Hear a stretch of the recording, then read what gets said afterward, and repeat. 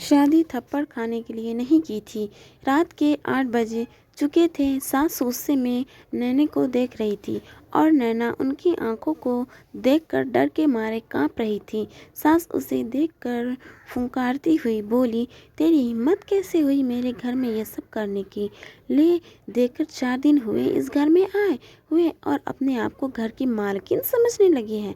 आने दे आज मेरे बेटे को, आज तेरी खैर नहीं है। हाथ पैर ना तुड़वा दिए तो मेरा नाम भी जानवी नहीं। आज न जाने क्या होने वाला है। सास जितनी निर्दय है, अपने बेटे को भी उसी तरह निर्दय बना रखा। हर नई नवेली दुल्हन को अपने पति का इंतज़ार होता है, पर नैना उसे तो अपने पति प्रतीप का इंतज़ार बिल्कुल भी नहीं होता था, क्योंकि उसे तो उससे डर लगता था। मन ही मन मन्नत मांग रही थी कि आज पति घर ही ना आए, लेकिन जब तक पति घर नहीं आएगा तब तक सासू माँ उसे खाने भी नहीं देगी। इतनी निर्दय औरत है कि रसोई को भी ताला लगाकर रखा है।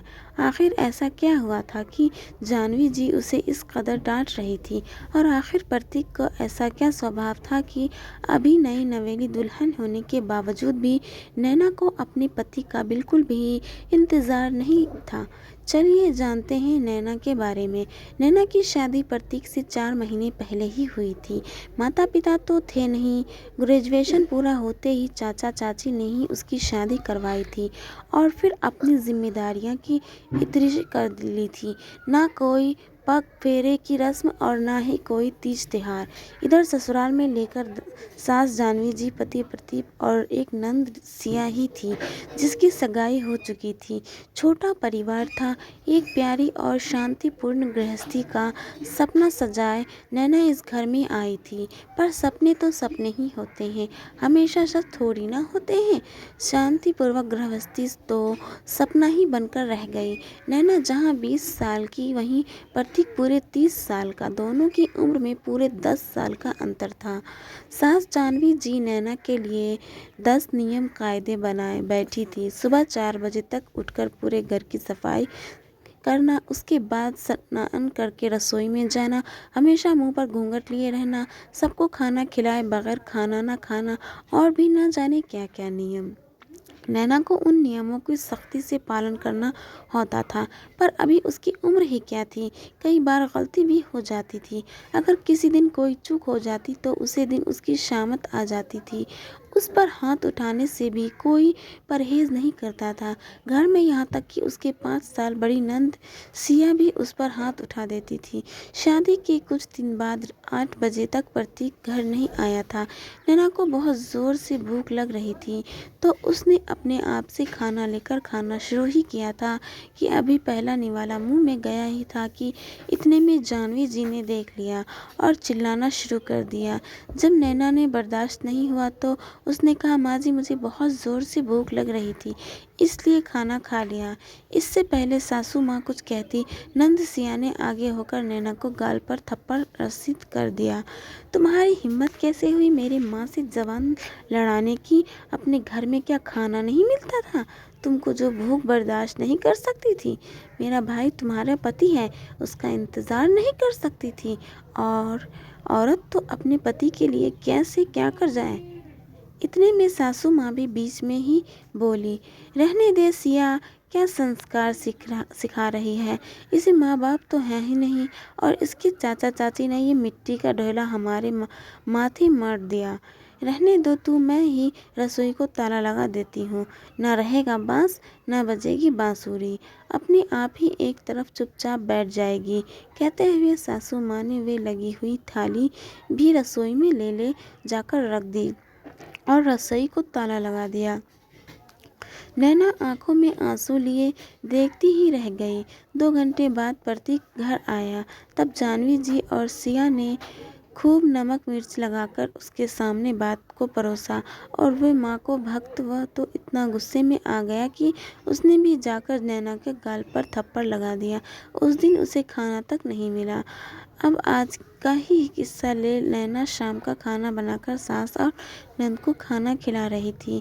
दोनों बाहर हाल में बैठकर खाना खा रही थी।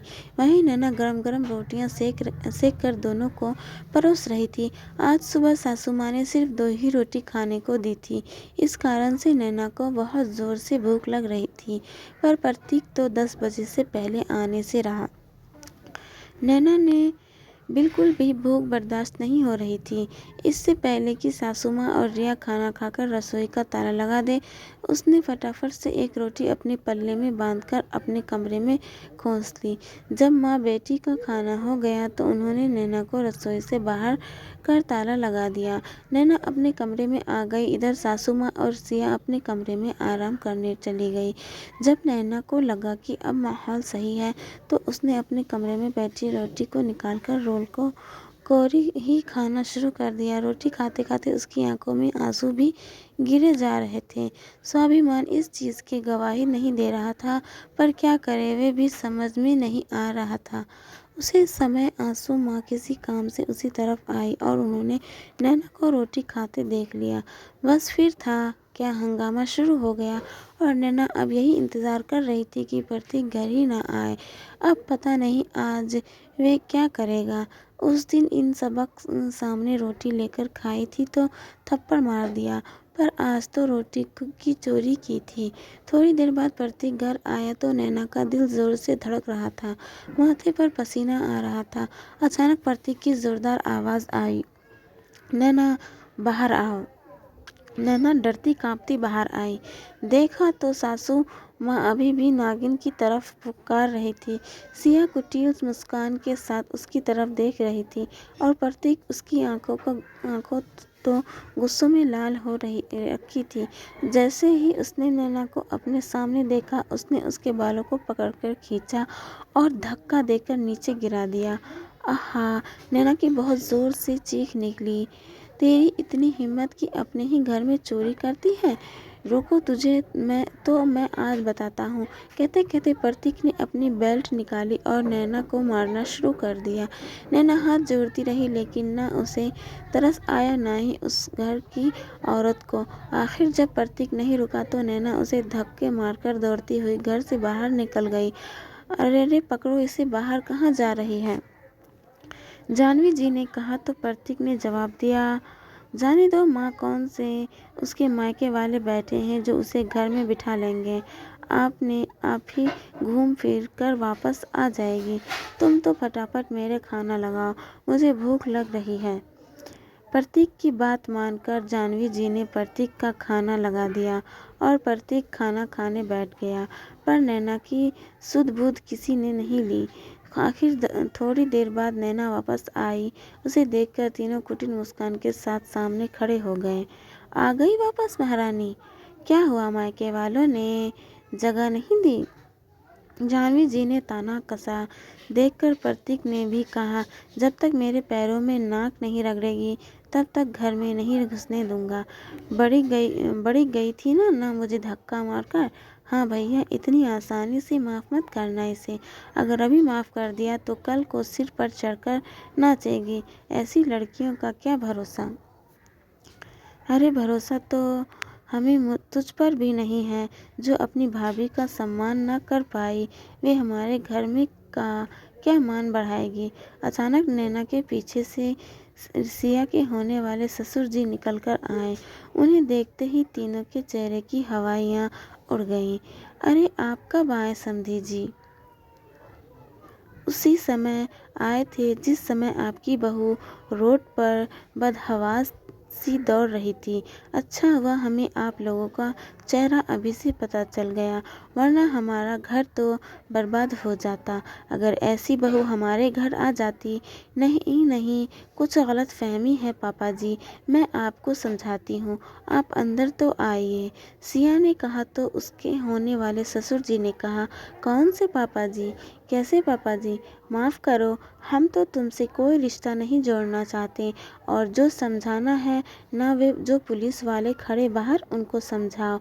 अचानक पीछे से पुलिस वाले निकल कर आए। अब तो तीनों में से किसी से कुछ कहते न बना। उन्हें देखते ही जाह्नवी जी ने अपनी आवाज़ को नर्म करते हुए नैना से कहा, अरे बहू, इतनी छोटी सी गलतफहमी में कोई पुलिस को बुलाकर लाता है क्या?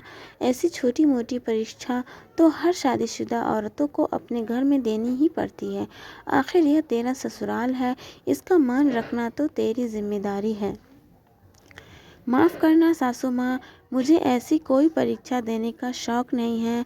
शादी थप्पड़ खाने के लिए नहीं की थी मैंने, और यह कैसी ससुराल जहाँ रोटी भी मुझे चुरा कर खानी पड़ी। आपने मुझे कमज़ोर समझ रखा है क्या? मेरा मायका नहीं है ना सही, पर कमज़ोर मैं फिर भी नहीं हूँ। अब संस्कार अपने बच्चों को जेल में बिठाकर देते रहना। आखिरकार पुलिस तीनों को अरेस्ट कर अपने साथ ले गई। सिया के ससुराल वालों ने रिश्ता करने से मना कर दिया और नैना को एक संसवी संस्थान से आगे बढ़ने का मौका दिया, जहां वे संस्था के साथ मिलकर लोगों को घरेलू हिंसा के प्रति जागरूक करती थी। उसने अब एक नई शुरुआत की।